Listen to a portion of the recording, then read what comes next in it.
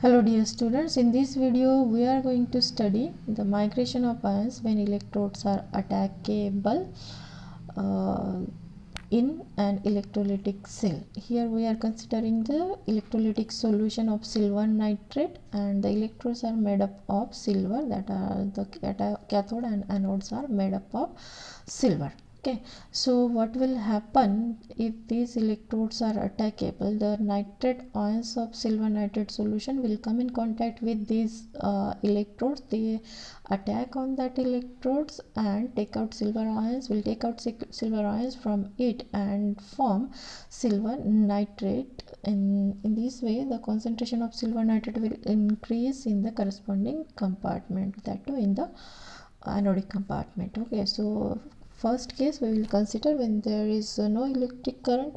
So in this case, the number of cations and anions in both the in all the three compartments are same. We are considering here 4 pairs of cations and anions in all the three compartments. Okay, so second case, here in this case we are considering that the silver ions are stationary. That means the cations are stationary with velocity u is equal to 0 and anions are moving. Okay, so what will happen? So see the case. So if the if the anions are moving, that is v is equal to 2. So 2 anions, here you can see case number 2. So 2 anions will move from this compartment to the firstly center and then to the anodic compartment.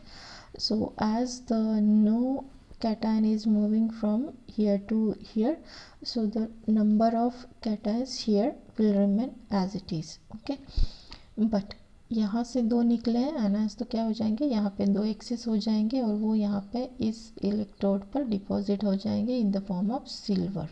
ठीक है, silver cations इधर आ रहे हैं, अब इनको electrons मिल रहे हैं यहाँ पे और वो सिल्वर फॉर्म करेंगे, सिल्वर मॉलिक्यूल फॉर्म करके यहाँ पर डिपॉजिट हो जाएंगे. And then what will happen in anodic compartment. अब यहाँ पर है 2 एनायंस एक्सेस में आए हुए, ठीक है, कैथोडिक कंपार्टमेंट से.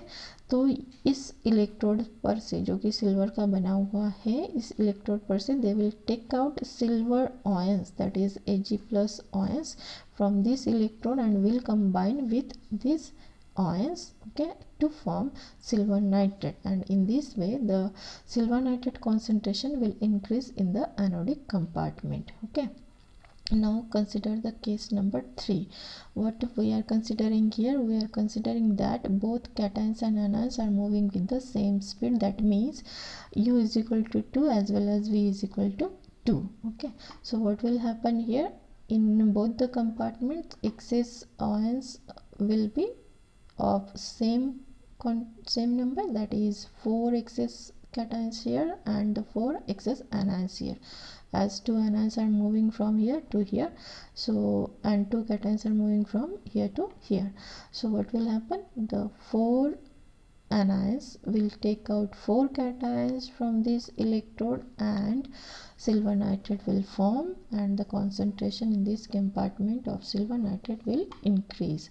Here the deposition of silver will take place. Okay, so you can see here the number of cations here and the number of anions in both the compartment, whatever may be the speed here in this case or in this case, is same. In the same way, we are considering the case number 4, in which the speed of cation is half the speed of anion. That means u is equal to 1 and v is equal to 2. So anions are moving with double speed as compared to cations. ये यहाँ पर anions है, उसकी जगह पे cations होना चाहिए. ठीक है, तो इस टाइम पर क्या हो जाएगा, वही जितने भी anions कैटायंस यहाँ पर आएंगे वो यहाँ पर डिपॉजिट हो जाएंगे, और यहाँ पर जो आनायंस है एक्सेस, वो यहाँ से सिल्वर आयंस को सिल्वर आयंस के साथ में कंबाइन होके सिल्वर नाइट्रेट बनाएंगे. ठीक है, तो इन सारे इस पर से हमें जो कंक्लूजन निकालना है वो है हमारे 3 पॉइंट्स जो हम कंक्लूड करेंगे. Number of cations and anions discharge at both the electrodes are always equal, चाहे स्पीड कुछ भी हो. ठीक है, और इलेक्ट्रोड के टाइप्स कुछ भी हो.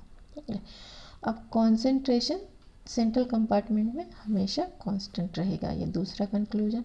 अ fall in concentration around cathode is equal to increase in concentration around anode. मतलब जितना कैथोडिक कंपार्टमेंट से जो एनायंस निकल के जा रहे हैं, ठीक है, एनोड में, तो उतना इस एनोड कंपार्टमेंट में कॉन्सेंट्रेशन इंक्रीज हो जाएगा। तो कैथोडिक कंपार्टमेंट में कितना कॉन्सेंट्रेशन डिक्रीज हो रहा है, जितना एनोडिक कंपार्टमेंट में इंक्रीज होगा, ठीक है। तो ये हुआ third point, that is fall in concentration around cathode is equal to increase in concentration around anode. लेकिन यही बात हम जो एनोडिक कंपार्टमेंट है उसके लिए नहीं कह सकते। कितना फॉल इन कॉन्सेंट्रेशन हो जाएगा एनोडिक कंपार्टमेंट में हम डायरेक्टली नहीं बता सकते कि जितना कैटायन जा रहा है उतना डायरेक्टली नहीं रहेगा, तो निकालना पड़ेगा हमें। कैसे निकालेंगे हम उसको, उसके लिए हम क्या करेंगे कि हम एक कोलोमीटर जो है वो उस सीरीज़ में लगा देंगे। जैसे हमारा जो हमने सेल जो बनाई उस सेल में हमने इस तरीके से जो 3 कंपार्टमेंट बनाए थे, ठीक है, 1 2 एंड 3, ठीक है। अब हम क्या कर रहे हैं कि एक जो है यहाँ पर कोलोमीटर सीरीज़ में लगा रहे हैं। तो जो भी हमारा सिल्वर आयंस रहेंगे वो इस कैथोड कंपार्टमेंट में आने की बजाय वो यहाँ पर डिपॉजिट हो जाएंगे, ठीक है, वो यहाँ पर डिपॉजिट हो जाएंगे। जैसे हमने कंसिडर क्या किया था, हमने समझो केस 4 हमने कंसिडर कर लिया। क्या कंसिडर किया है, यहाँ पर 2 एक्सेस आयंस हो रहे थे, वो यहाँ पे डिपॉजिट होते जाएंगे, ठीक है, और साथ ही में इधर से एक कैटायन आया था, ठीक है, वो भी यहाँ पे डिपॉजिट हो जाएगा। मतलब यहाँ पर डिपॉजिशन कितना हुआ 3 का, ठीक है। और साथ ही में यहाँ से 2 एनायंस निकल के इधर आए थे, ठीक है, और एक यहाँ का एनायन फ्री हुआ था क्योंकि एक कैटायन इधर आया इसलिए।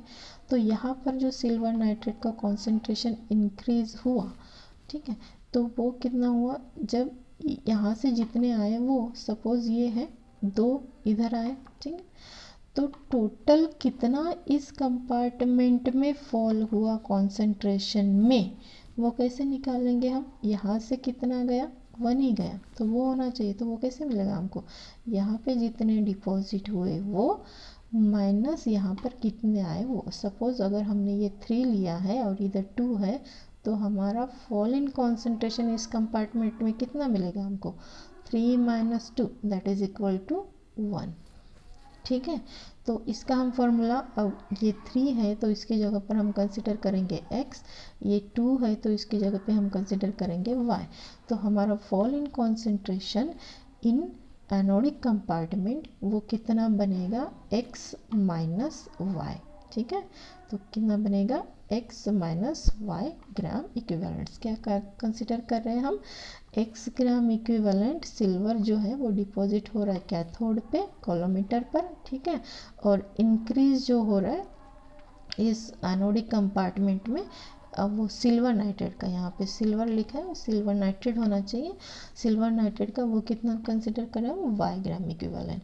तो overall fall in concentration around anode due to migration of cation से वो कितना हो जाएगा, x - y ग्राम इक्विवेलेंट्स, ठीक है। तो fall in concentration around cathode कितना हो जाएगा, जितना इंक्रीज हुआ कॉन्सेंट्रेशन एनोडिक कंपार्टमेंट में उतना, मतलब इधर से अगर 2 एनायंस निकल रहे हैं और इधर आ रहे तो उतना इंक्रीज हुआ ना सिल्वर नाइट्रेट में, ठीक है।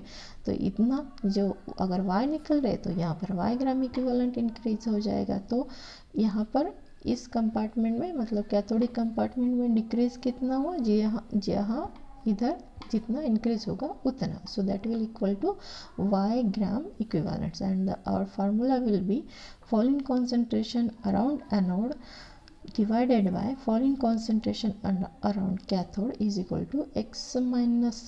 कितना हुआ था fall in concentration एनोड में, x - y, और fall in concentration कैथोड में कितना हो रहा है y। तो उन दोनों का रेशियो, ठीक है। तो यहाँ पर थोड़ा सा चेंज है अटैकेबल वाले इलेक्ट्रोड्स में और नॉन अटैकेबल इलेक्ट्रोड्स के फॉर्मूला में, तो ये आपको याद रखना है। नेक्स्ट वीडियो में हम लेंगे नेक्स्ट जो टॉपिक है हमारा ट्रांसपोर्ट नंबर का। Till then take care and